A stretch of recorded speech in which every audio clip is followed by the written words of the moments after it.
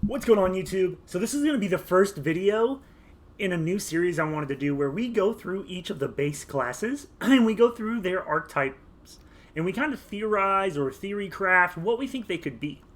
Because as I've gone through creating these role-playing characters, which if you don't know, that's what I primarily do, is go through these guys, this table, and I make all these characters, usually 2 for each archetype. And we kind of flesh them out like they're an NPC or a player character in like a role-playing game, because I do like to role-play and in MMORPGs. However, as I've been going through them, and I've got many more to do, and I will get back to it, I just wanted to take a break from it just to kind of explore some of the other surrounding parts of the game that will feed directly into how we create characters in the future. And I think that going through what I'm about to do will assist me in the future as I create more and more characters. So what I wanted to do was focus on the various archetypes. So we know that the 8 base classes are going to be that's your class. You know, and when you get to level 25, we know that you're able to pick a secondary class, and depending on what you pick, it augments your primary class, thus giving birth to your archetype. Woo! So we know that 64 archetypes seems like a lot. It does. And when it comes to the balancing of the game and things like that, that's a big issue, a big thing that people are afraid of or hesitant about the game of Ashes of Creation. We also know that they've come out and said that they're not 64 unique, drastically, radically different classes. They're going to be 8 classes, each with like 8 specializations. So in my mind, I see it similar to how in WoW, currently, you pick a class, say a Paladin, and you have the Holy, the Prot, and the Ret, right? You have 3 different specializations, and depending on which one you go through, you get different abilities. Certain, I think different stats matter, and your role changes, like in the composition of a team or a dungeon group. I don't think that each of the 8 for each class is going to be as diverse as that. Maybe it will be. I don't know, the way they said it, well, let's see, let me just read. We're not really talking about 64 true classes. We're talking about 8 classes with 64 variants. There isn't as much variance between the 64 classes as you might expect. It's not like It's not like there are, 64 different versions of radically different classes. So, that makes me think that they'll be slightly different. And the reason they'll be slightly different than each other. So like a rogue, where a charlatan and a cultist will have a lot in common because they're base rogue, the flavor, maybe some of the effects, and some of the abilities will be different. Some of the utility will be different. That's kind of what I'm thinking. You know, I've gone through it and I've tried to like write it out and theorize it, and it's really hard to do without more information as to how different each archetype will be from itself. And one of the things I brought up on multiple occasions, and specifically in the videos as of recently, is how important I think archetype individuality, archetype identity is going to be. Right? So if I'm playing a rogue and I decide to go charlatan and I'm having a fun time with it, right? And then I'm like, you know what? Let me try out a night spell or a duelist or something like that. If it's not different enough than charlatan, it might not. I might get bored, I guess would be the way to say it. I would be afraid that charlatan and duelist are similar enough to where I don't really feel like I changed my specialization, right? If they had a nice identity for each one. So that way, let's say I did 30 levels of charlatan. I'm like, you know what? I kind of want to try maybe having more magic damage and going like a hybrid physical magic DPS. And I go, okay, let me try night spell. And then I want to play it. And while the core gameplay of it should be similar so that I can kind of pick it right up, but the nuances and the utility and the way that I use certain abilities and attacks are different so that I get a different play experience. I interact with monsters different. I interact with situations different because I changed it. Now, obviously, it doesn't need to be completely drastically different for me to be excited. It just needs to be different enough to where I'm interacting with things differently. That way, like, I could invest in a rogue and play it 8 different ways, whatever that season I feel like playing, right? Because one of the issues I had in WoW is I always had alts because I got bored playing a rogue. Oh, well, let me go play a warrior.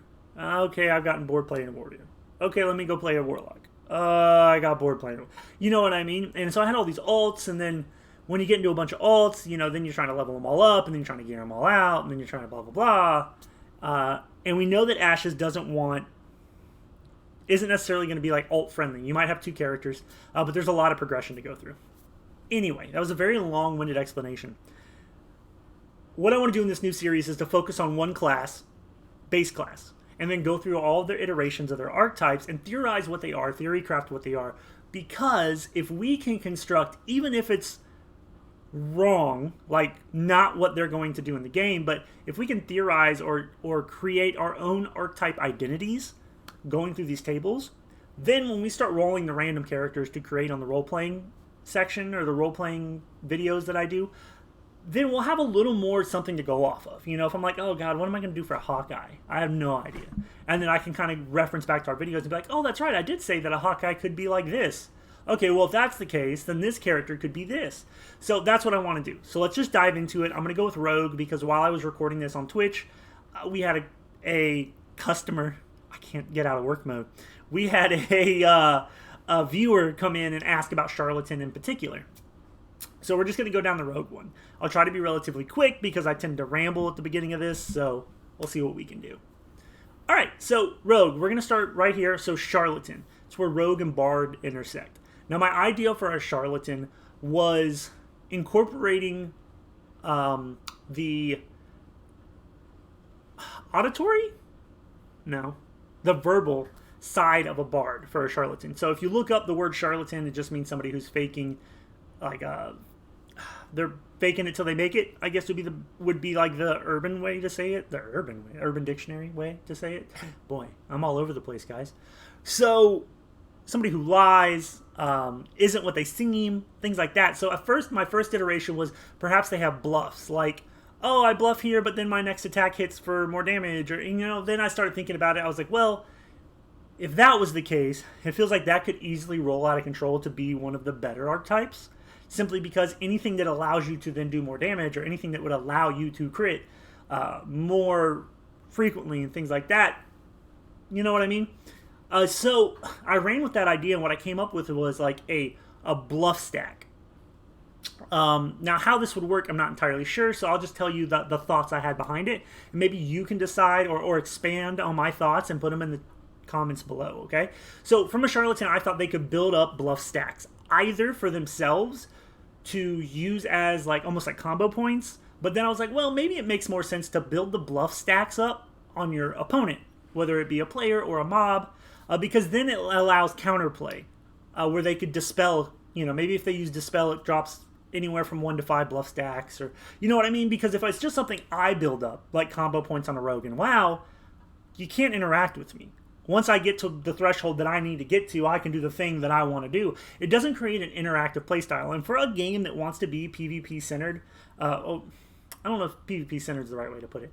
For a game that's really going to have a lot riding on PvP, and not just like in an arena standpoint, but throughout the entire open world, I think making sure that the abilities and the classes, the way they interact, are able to be, the way they interact with other players allows them to be interacted with. That thought didn't come out right. You know what I'm saying, though? I want to be able to respond to what they're doing, and they want to be able to respond to what I'm doing, to an extent. You know, if they have 1 dispel and they use it at the wrong time, I'm gonna fucking clap them cheeks. But you know what I mean? Like, I want there to be response. I want there to be interaction between us, because then it feels more, the combat feels more alive and reactionary and fun. So the Charlatan would build bluff stacks on the opponent or the mob. And then maybe at certain thresholds things could happen. You know, one of my ideas was if they get to, let's say 10 was the number, once they hit 10 bluff stacks, the next attack by whoever does extra damage or crits or something like that, because then that would allow play with a party, with yourself. Like, okay, I'm going to use this ability to get to 10 bluff stacks. Okay, my next ability needs to be this, or the next person to attack after me needs to be this person. Hey, we need to halt DPS for 2 seconds while I apply the debuff, get to the 10 stacks, and then hit them with my ability, or do that, and then Biscuit can hit them with their ability or whatever. So I feel like that would a lot of play, and I like the idea of a bluff stack system or like a combo point system for the rogue. I don't know. I know that incorporating new systems or resource pools or things like that for each archetype would be absolutely mind-numbingly difficult to balance. Let alone, I don't know how difficult it is to code all of that junk. So my ideas might be way too far-fetched. However, I'm just trying to give life to these archetypes for identity's sake. Because a lot of them are going through an identity crisis, like all of us. It's like they're all going through high school. So, yeah, I like the Charlatan idea, and I like the idea of it using some kind of a bluff stack to really play on the fact that it is part bard, right? So then we go to Cultist. What we do know is that a cleric as your secondary allows you to augment with either life or death. It would be kind of cool if some of these were like what if Cultist was locked behind a death augment? And what if High Priest, I'm just going to skip real quick, High Priest, which is cleric and cleric, was locked behind you picking a life augment? I don't know, maybe not, because then that completely eradicates the idea of a rogue cleric with like a life augment. Maybe that's too much. Anyway, so when I think of Cultist, I was also thinking kind of similar to Charlatan. Instead of bluff stacks on the opponent, maybe you build like blood stacks. And the reason I say that is because for some reason all I can think about with like a rogue being a cultist is like blood sacrifice, which is pretty fucking dark. However, kind of makes sense, right? So what if they built this blood pool either for themselves or on the opponent? Again, opponent makes more sense because what I've already said. And then they use that to apply debuffs or curses or remove buffs. Or a cultist could have cool things where maybe they self-harm themselves to give themselves more power, or to buff allies / debuff opponents by like blood magic. But they're like, okay, now every time you do an attack, because you're a cultist now, every time you do an attack, you take X percentage damage, and then the damage that you do to yourself is then multiplied as damage that your opponents can do on their next attack, or it turns into a percentage buff of the damage that they take, or blah blah blah. I don't know. But that's kind of the thought I had. It was either somewhere between like a blood pool where they do the same kind of combo point system. They want to get to certain thresholds, or they need to use those to make more powerful abilities. It is a cleric, so you would think that they would be more of like a debuff, so cursing or blessing opponents, allies.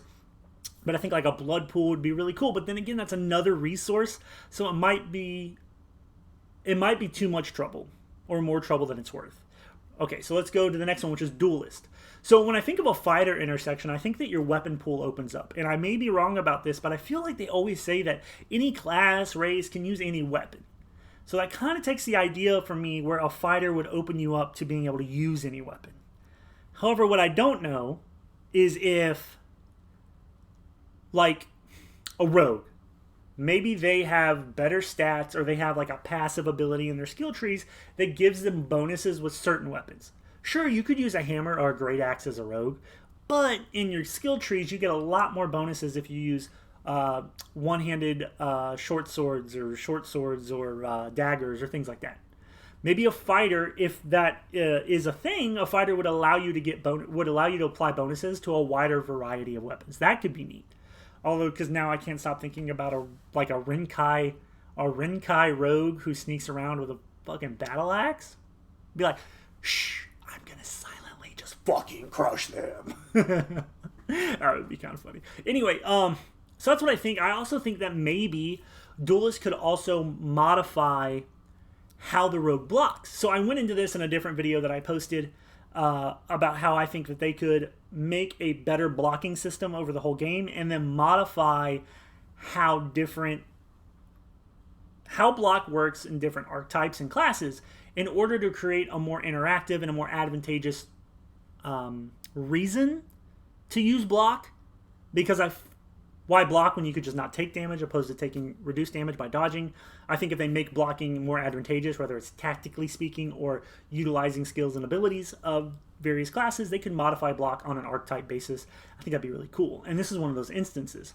So in Duelist, perhaps they get a better blocking chance, or they take less damage, or something like that if they have one weapon equipped or two one-handed weapons equipped, and they can, they get a better version of block that way. Maybe they unlock like a parry ability, or maybe they turn their block into a parry of some sort where, okay, now when you block, there's a slight knockback, or there's a slight this or that. Obviously that's hard to balance again, but get what I'm saying? Like a Duelist to me is a lot of dodging, parrying, a repost, things like that. I think of like a Zorro or a Musketeer when I think Duelist. They don't necessarily have to be boxed into that, but I think of somebody who's just really good at sidestepping attacks, blocking, parrying, creating their own openings opposed to taking advantage of an opening of like, oh, they made a mistake, I got it. It's forcing your opponent to make the mistake and then taking advantage of it because you are a seasoned duelist, a seasoned PvPer. You know what I mean? Obviously, PvPer is like breaking the third wall or whatever, but you get what I'm saying? So maybe that would be cool. That'd be like kind of a cool way to explore the playing with the parry block mechanic for an archetype. Then we go to Night Spell. So at first when I looked at Night Spell, I was like, oh, they just use shadow magic. But the more I was thinking about it, the more I realized that like Mage as a secondary allows you to pick various elements and then apply them. So if you use a Mage as secondary and you pick Lightning, your abilities have like a lightning effect on them and then fire and everything. And I think this one would be a little easier because you could do something like, okay, now my Shank ability is now a Volcanic Shank, which sounds hilarious. Sounds like you're stabbing with obsidian or something. But you know what I mean? Like, it just adds elemental damage to you. Maybe it gives you like an extra teleporty ability or something like that. But I think just adding elemental damage to what is primarily just a martial class that doesn't do elemental damage. Maybe they do poison, or if they're like a cleric, they do death, or you know what I mean? So adding elemental damage to the rogue seems really cool. I think that that's more plausible than like the shadow caster kind of feel, because rogue is first and mage is secondary, so mage is kind of taking a backseat to rogue. So then I see mage augmenting or complementing the rogue by just adding elements to already your core rogue package. Predator. So this was one I had another cool idea for. I think is one of my more favorite ideas of the ones I came up with when we were talking about a rogue, was what if the Predator had a system in place similar to, the only thing I could draw inspiration from was an item from League of Legends called Static Shiv, and the whole idea behind it was like the more you move, it builds up, and then when you attack, it releases electricity like static. So it's that same idea, but I thought about you'd have to play with it, but if they're within a certain range of a hostile or a mob or somebody they mark, the amount of time they stay in that range raises this thing. So I'm calling it like the stalking gauge, or maybe it gets stacks again. And once it gets to a certain thresholds, your damage is increased. So then you're being rewarded for doing less tons of light attacks, and you're like focusing solely on getting like a large attack, backing up, stalking your prey as a predator, and then lunging back in for the kill, and then backing up and then stalking your prey and lunging back in for the kill, like a hit and run kind of maneuver. And I like the idea of like stalking your prey, and maybe the longer you stalk the prey, maybe you start seeing like weak points, which I know is hard to program. I'm not really talking about that. It'd be more like, so that would be the flavor, but the actual end game would be like maybe your crit chance goes up, or your ability to ignore armor goes up, or just the damage goes up the longer you do it. And then the more you dive into the Predator archetype, maybe you get benefits for the longer and the longer and the longer. And I know that might be an absolute headache to program or balance, but it was just a really neat idea that I had for Predator. Assassin, I think, is probably one of the easier ones. It's an assassin. They do extra damage from sneak attacks, from the shadows, from the back. Maybe just they do extra damage with poisons, or extra damage with daggers, or they're rogue plus. They're rogue XL. They're just the rogue but better. Shadow Lord. Now this one, The first inspiration I think of is from a manga called Manhwa. I don't know where this one was created. I know one's Korean and one's Japanese, and I get them confused all the time. I apologize for avid fans. But it's called Solo Leveling. And the main character of that one is a guy who uses daggers. And he's killing monsters with daggers and whatever. And he gets a chance to get a job. And he's like, oh, I'm going to get some cool thief assassin thing. And he gets necromancer. And now he's like killing things and summoning things and killing things and summoning things and killing things. And I think that could be a cool way to do it. And now it would be an absolute nightmare, because if you could, as a group, sneak your rogue into a high-level area, let him kill something, and then now they're summoning high-level stuff, and it could unbalance a lot of things. So that might be out of the equation, but I like the idea of them being able to kill things and then summon them to attack with them. You know, or perhaps the Shadow Lord is less that, and the things they summon are just, in fact, like basic shadows that have like the Voidwalker look to them, that allows them to like distract people, or maybe they are able to summon like a pool of shadows over there and then teleport to those shadows, things like that. Maybe that's a more doable situation. And then we go to Shadow Guardian, which honestly, out of all of these, this was the hardest one for me to think about, simply because they use the word shadow again, which immediately makes me think of like summoning shadows and darkness and everything. But you want it to be a tank, but it's a rogue. So I had a lot of trouble like figuring out what the fuck.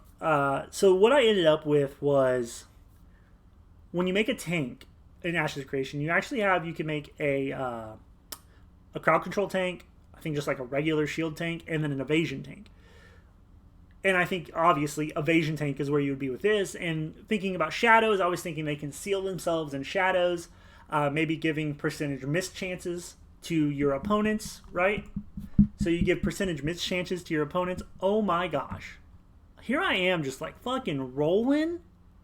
Absolutely rolling. And then my monitor goes to sleep. How awesome is that? Oh, no, I can't even get back to what I want to get back to. Boy, this is absolutely grade A stuff, everybody. Grade A YouTube content. So maybe they conceal themselves in shadows, giving percentage miss chances, or using the shadows to like taunt, and pull aggro.